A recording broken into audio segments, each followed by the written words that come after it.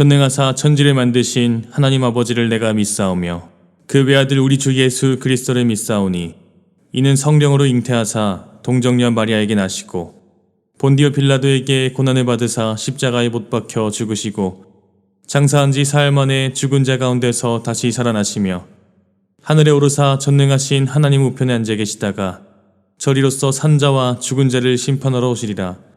성령을 믿사오며 거룩한 공회와 성도가 서로 교통하는 것과 죄를 사하여 주시는 것과 몸이 다시 사는 것과 영원히 사는 것을 믿사옵나이다. 아멘.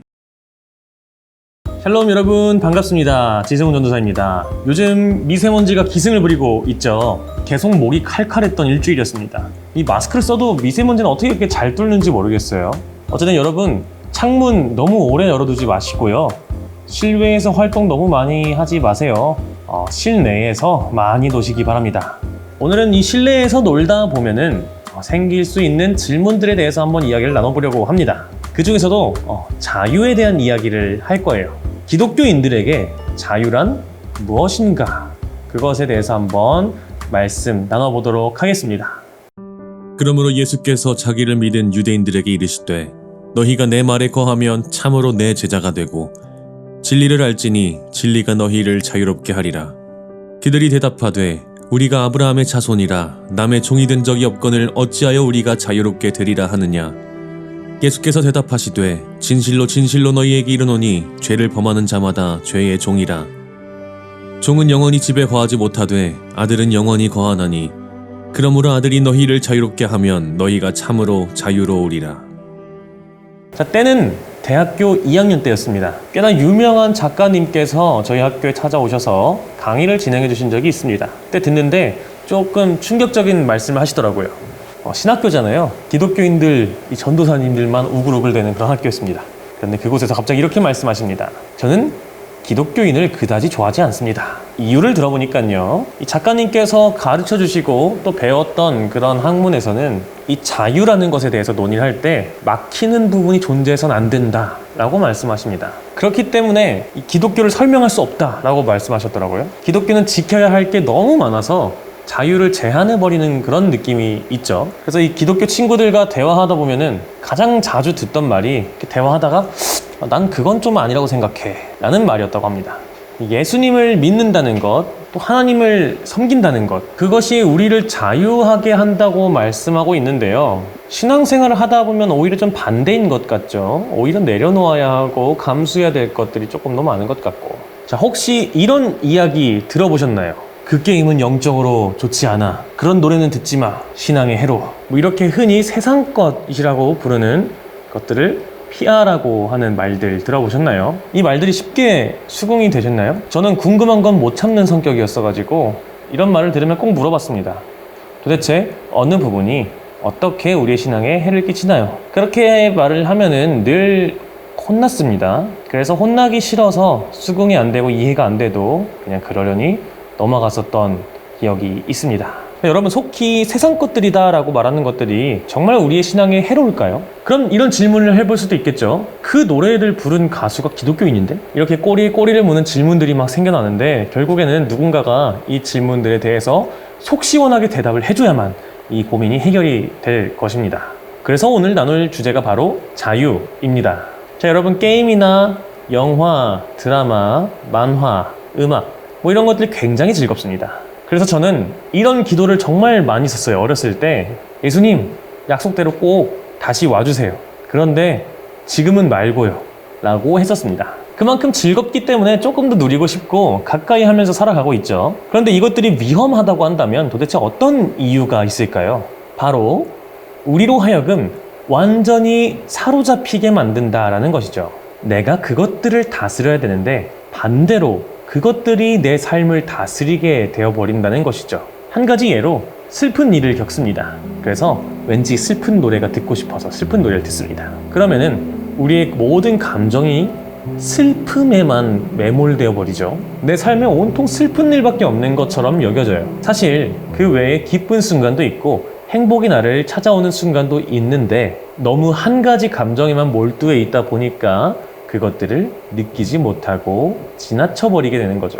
즉, 나에게 주어진 재미있는 것들을 누리는 것과 그것에 지배당하는 것은 완전히 다릅니다. 지배당하게 되면요, 내 삶을 명확하게 바라보지 못하게 되어버려요. 그것에만 몰두해 있게 됩니다. 나에게 주어진 자유를 사용해서 그것들을 즐겼다고 생각을 하는데 오히려 그것들에게 얽매이게 되면서 반대로 자유롭지 못한 상태가 되어버리는 겁니다. 그것이 없으면 안 되고 그것밖에 생각이 안 되는 거죠. 한 학자가 있습니다. 자유란 무엇인가? 이 질문에 이렇게 대답합니다. 자유란 상황의 노예가 아니게 되는 것. 자, 이런 예를 들면서 설명을 했습니다. 만약에 우리가 24시간 동안 컴퓨터 게임을 할 수 있는 상황이 주어졌다고 생각해 봅시다. 그러면은 24시간 내내 컴퓨터를 계속 하는 것이 자유가 아니라 언제든지 그 게임을 그만둘 수 있는 것이 진정한 자유라고 합니다. 즉, 무엇인가에 지배당하도록 나를 완전히 내어주는 것이 자유가 아니라요, 내가 내 마음대로 그 상황을 자유롭게 컨트롤할 수 있는 그것이 진정한 자유다라는 것이죠. 그런데 우리가 자유롭게 상황을 컨트롤하지 못하도록 만드는 그런 욕구들이 있습니다. 대표적으로 남들과 같아지고 싶은 욕구가 있습니다. 누군가가 즐기는 것 나도 따라 즐기고 싶고요, 누군가가 뭔가 샀다고 하면은 나도 괜히 따라 사고 싶고, 누군가 어디 놀러 간다고 하면은 나도 같이 저기 껴서 같이 가고 싶은데, 그런 마음이 막 생겨나죠.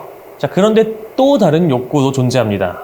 어떤 욕구냐면요, 그렇게 남들이 하는 거 다 똑같이 하고 싶은 욕구도 있는 반면에 남들과 구별되고 싶어하는 그런 욕구도 가지고 있습니다. 즉, 남들이 할 수 없는 무엇인가, 나만 가지고 있는 것이 있었으면 좋겠고, 나만 할 수 있는 것이 있었으면 좋겠고, 그런 것들을 증명해내고 싶어하는 그런 욕구입니다.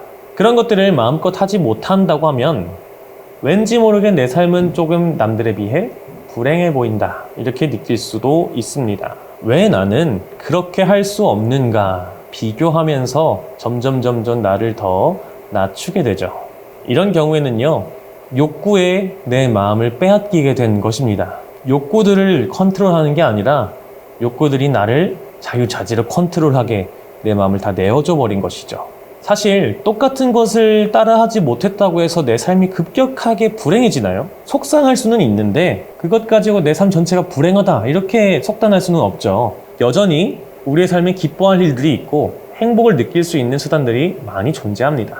꼭 남들이 하는 것을 따라해야만 행복한 삶이 아닌 것입니다.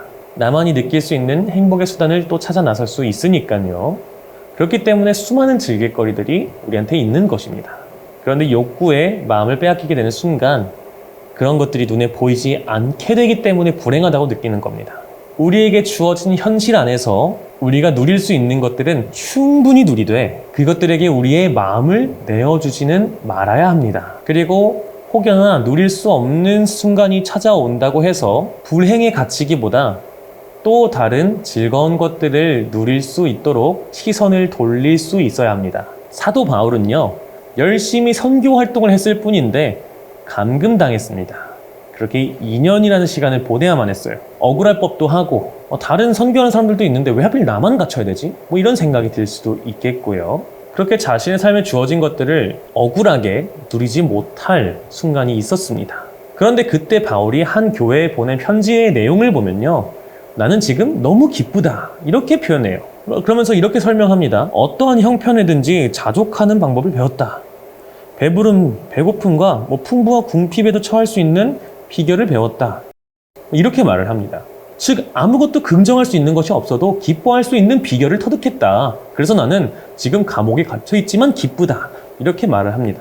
그 비결을 어떻게 터득했냐면요, 내게 능력 주시는 자 안에서 내가 모든 것을 할 수 있게 되었다라고 말을 합니다. 하나님으로 인해서 아무것도 가진 것이 없는 상황 속에서도 그 상황 때문에 불행해지지 않고 기뻐하고 행복할 수 있는 능력이 생겨났다라는 것입니다. 왜냐하면 하나님은 우리가 행복하기를 원하시잖아요.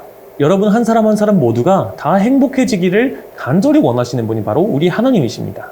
그래서 우리에게 누릴 것들도 많이 주신 거죠. 그것들을 충분히 누리되 그런 것들을 하지 못한다고 해서 우리가 불행해할 필요가 전혀 없다는 것입니다. 그런 것이 없어도요, 우리는 충분히 행복할 수 있는 존재이기 때문이에요. 왜냐하면 내게 능력 주시는 하나님께서 나에게 어떤 능력을 주시냐면, 남들보다 부족할 때도, 남들이 하는 대로 다 따라 살지 못할 때도, 그 어떤 상황이 나에게 찾아와도 그 상황의 노예가 되지 않고 그 상황을 이겨내고 넘어서서 즐거움과 행복과 기쁨을 찾아낼 수 있게 해주신다는 것입니다. 그것이 바로 진정한 자유입니다. 있으면 즐겁고 없어도 불행하지 않는 삶, 그 어떤 상황도 나를 휘두르지 못하는 상태, 그것이 바로 진정한 자유입니다. 그래서 오늘 말씀에도 이렇게 말하고 있죠. 죄를 범하는 자마다 죄의 종이다. 그 욕구에만 몰두해 있으면 아무것도 보이지 않게 됩니다. 지난주에 말한 것처럼 구부러진 인간이 되어버리는 것이죠. 그러나 하나님의 능력을 힘입으면 진리가 우리를 자유롭게 만들어준다는 것입니다. 결론으로 명쾌하게 해답을 드리도록 하겠습니다. 여러분 삶에 주어진 것들을 마음껏 누리세요. 대신 그것들에 여러분의 마음이 좌지우지되게 내버려 두지 마세요. 그리고 혹 누릴 수 없는 상황이 오더라도 그 상황이 여러분의 마음을 좌지우지하도록 내어주지 마세요.